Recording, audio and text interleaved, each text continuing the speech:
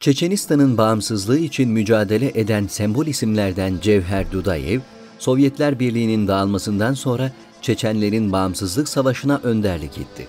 Cevher Dudayev, halkına karşı tutumunu "Her Çeçen bir generaldir. Ben sadece milyon birincisiyim" sözleriyle ifade etmişti. Milyon birinci Cevher Dudayev. Çeçenistan'ın Yalho köyünde 8 Şubat 1944 günü dünyaya gelen Cevher Dudayev'in mücadelesi, daha 15 günlükken annesinin kucağında sürgüne gönderilmesiyle başladı. Soğuğa ve zorlu şartlara rağmen hayatta kalmayı başaran nadir bebeklerdendi belki de. Allah'ın yardımıyla mücadeleci ruhu daha bu zamanlarında kendini göstermiş ve direnmişti. Dudayev'in çocukluk yılları, Çeçenlerin sürüldüğü Kazakistan'ın Çimkent kentinde büyük maddi ve manevi sıkıntılar arasında geçti. Annesinin anlattığı Çeçenistan hikayeleriyle büyüdü ve o zamanın bütün yasaklarına rağmen iyi bir Müslüman olarak yetiştirildi. 23 Şubat 1944, Çeçen-İnguş sürgünü sonrasında 1956 yılında henüz 12 yaşındayken tek başına Kazakistan'dan kaçtı, bir tren vagonunun üzerinde gizlenip Çeçenistan'a döndü. 15 günlük bebekken sürgünle çıkarıldığı vatanında 12 yaşında bir delikanlı olarak bulunuyordu artık. Zeki bir çocuktu. Yaşadığı onca sıkıntıya rağmen eğitim hayatını oldukça başarılı geçirdi. 1960 yılında Vladikavkaz'taki Fen Fakültesi'nin fizik-matematik bölümüne girmesinin ardından Tambov Askeri Pilot Yüksekokulu'na girmeyi başardı ve 1962'de mezun oldu. 1966 yılında uzun mesafe uçak pilotluğu ve mühendisliği bölümünü bitirdi.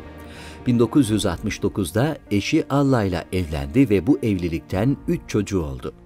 Dudayev başarılarına başarı katarak 1971'de Gagarin Hava Harp Akademisi'ne girdi ve 1974 yılında buradan mezun olarak 1. sınıf pilot ve mühendis unvanını kazandı. Sovyet Sosyalist Cumhuriyetler Birliği tarafından kendisine 12 madalya verildi. Tüm generalliğe yükseldi ve ülke tarihinde stratejik hava kuvvetlerinde tümen komutanı olmayı başaran ilk Müslüman olarak adından bahsettirdi. Sovyet Sosyalist Cumhuriyetler Birliği 1985 yılında Mihail Gorbaçov'un iktidara gelmesiyle Glasnost, açıklık ve Perestroika, yeniden yapılanma politikalarını uygulamaya başladı.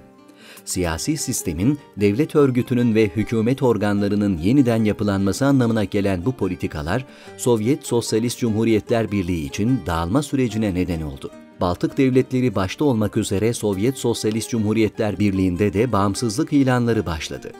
Cevher Dudayev'in Ruslara karşı ilk direnişi de 1986'da Tuğgeneral olarak bulunduğu Estonya'nın ve Baltık ülkelerinin bağımsızlığı için yapılan isyanlarda Sovyet Sosyalist Cumhuriyetler Birliği'nin verdiği emirleri yerine getirmemesiyle başladı. Sovyet Sosyalist Cumhuriyetler Birliği isyanları bastırması için Dudayev'in zor kullanmasını istemiş ve Dudayev kendi bağımsızlığı için savaşan insanlara bomba atmayacağını söyleyerek emirlere karşı gelmişti. Estonya halkı Dudayev'i kahraman olarak nitelendiriyor ve ona sevgilerini yüzlerce kırmızı gül sunarak ifade ediyordu. Artık Dudayev, Estonya için kahraman, Rusya için asi bir general olmuştu ve Dudayev bunu onur bilmişti. Bunu şu sözlerle ifade etmiştir: "Savaşa karşıyım ancak haksızlığa karşı savaşmak karakterimdir." Sovyet Sosyalist Cumhuriyetler Birliği Dudayev yüzünden Estonya'ya yapamadığını Litvanya'ya yaptı. 12 Ocak 1989'da Litvanya'nın başkenti Vilnius'taki mitingi dağıtmak için insanların üzerine Rus tankları sürülmüştü ve yüzlerce insan hayatını kaybetmişti. Bu görüntüler Japon televizyonu tarafından çekilmiş ve bütün Baltık Cumhuriyetlerinde gösterilmişti. O günlerde Baltık ülkelerinden Sovyet Sosyalist Cumhuriyetler Birliği'ne yalnızca kin, nefret, öfke ve faşist sistemleri yükseldi ve Rus demokrasisine dair inançlar tamamen yok oldu. Dudayev gördüğü manzaralar karşısında derin bir üzüntü ve Sovyet Sosyalist Cumhuriyetler Birliği'ne karşı büyük bir öfke duyuyordu. Litvanya'da yaşananlar sonrası vahşi hayvan karşısına ancak silahla çıkılır düşüncesinde karar kılmış ve özgürlük adına kalbine tohumlar ekmişti. Baltık ülkelerinde bu olaylar gerçekleşirken Çeçenistan içinde de bazı hareketlilikler söz konusuydu. Zelimhan Yandarbiyev ve arkadaşları Çeçenistan'ı bağımsızlığına kavuşturmak için organize olmuşlar ve bağımsızlık için mücadeleye başlamışlardı. Estonya'da yaşanan kriz sonrası Dudayev'in Rus ordusuna karşı asiliği, Rus ordusunda istenmeyen adam olmasına yol açmıştı. Dudayev de bunun üzerine Yandarbiyev'in de davetiyle Rus ordusundan istifa edip vatanına dönüş yaptı. Bu tarihten ölüm tarihine kadar da Çeçenistan'ın bağımsızlığı için mücadele etti. 1990 yılında toplanan Halk Meclisi'nin başkanlığını yapan Dudayev, 6 Eylül 1991 tarihinde bağımsızlık kararı alınınca aday olarak girdiği başkanlık seçimlerinden oyların %85'ini alarak galip çıktı ve Çeçenistan devlet başkanı oldu. Cevher Dudayev'in hayali tıpkı dedesi Şeyh Şamil gibi Kuzey Kafkasya halklarını bir araya getirerek bağımsız bir devlet olabilmek ve kendi vatanlarında o vatanın insanlarını tutsak eden Rusya'nın hakimiyetinden çıkmaktı. Bu sebeptendir ki 1992 yılında başlayan Abazya Savaşı'na Şamil Basayev komutasında Çeçen savaşçıları gönderip Kafkas Halkları Konfederasyonu'na destek vermiştir. Sovyetler Birliği'nin dağılma süreci bağımsızlık ilan eden ülkeler, Kafkasya'da yaşayan bu olaylar Rusya gündemini oldukça meşgul ediyordu. Bu karmaşa içinde Rusya Devlet Başkanı Boris Yeltsin, Çeçenistan'ın bağımsızlık kararını yok sayarak seçimleri geçersiz ilan etti ve 1991-1994 tarihleri arasında Çeçenleri görmezden geldi. Bu arada Dudayev, eski Sovyet Sosyalist Cumhuriyetler Birliği'nin silah depolarından ele geçirdiği her türlü silah ve teçhizattan faydalanarak kendisine bağlı birlikleri olası bir Rus işgaline karşı hazırladı. 1994 yılından sonra Dudayev, Rusya ile olan anlaşmazlıklarını siyasi yollarla halletmeye çalışsa da Rusya tarafında bu durum karşılık bulmadı. Moskova aynı zamanda muhalif Çeçenleri silahlandırarak bir iç savaş çıkarmaya çalışmışsa da Dudayev'e bağlı kuvvetler muhalifleri bastırdı. Bu gelişmeler üzerine Rusya Devlet Başkanı Boris Yeltsin, 29 Kasım 1994 tarihinde savaşan tarafların 48 saat içinde silahlarını bırakmasını, aksi takdirde Çeçenistan'da olağanüstü hal ilan ederek askeri operasyonlara başlayacağını açıkladı. Rus ve Çeçen temsilciler arasında görüşmeler devam ederken 11 Aralık 1994 sabahı Rus birlikleri 2 saatte alma düşüncesiyle Çeçenistan'a girmiş fakat gördüğü direniş karşısında bunun kolay olmadığını çok net anlamıştı.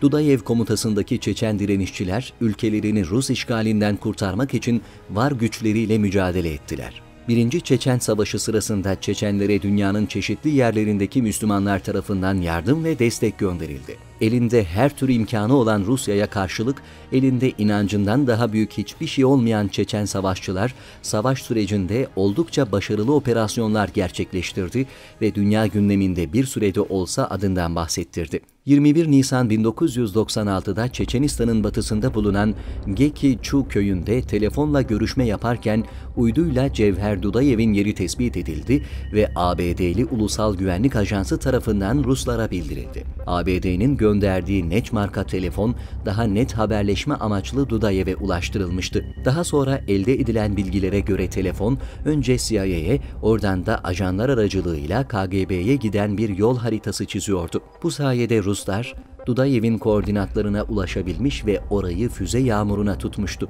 Cevher Dudayev bu saldırı sonrası hayatını kaybetti. Çeçenistan tarihi boyunca gördüğü en iyi komutanlara bu tarihlerde tanıklık etmişti. Zelimhan Yandarbiyev, Şamil Salmanoviç Basayev, Aslan Masadov, Dokka Umarov, Salman Raduev ve daha niceleri Dudayev'den sonra da Çeçenistan mücadelesine devam etmişlerdi. Bu yüzdendir ki Cevher Dudayev şu ifadeyi kullanmıştı: "Her Çeçen generaldir. Ben sadece milyon birincisiyim." Dudayev'in ölümünden sonra Çeçenler büyük bir yasa bürünse de yerine geçen Zelimhan Yandarbiyev'le 1996 yılı Ağustos ayında başkent Grozny'yi yeniden ele geçirerek önemli bir başarı elde ettiler.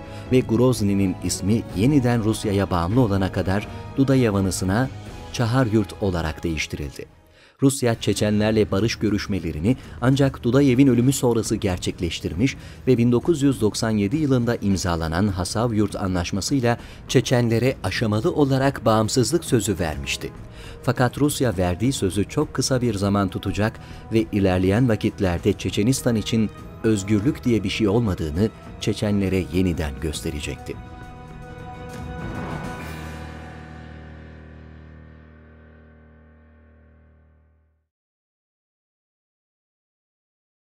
Çeçenistan'ın bağımsızlığı için mücadele eden sembol isimlerden Cevher Dudayev, Sovyetler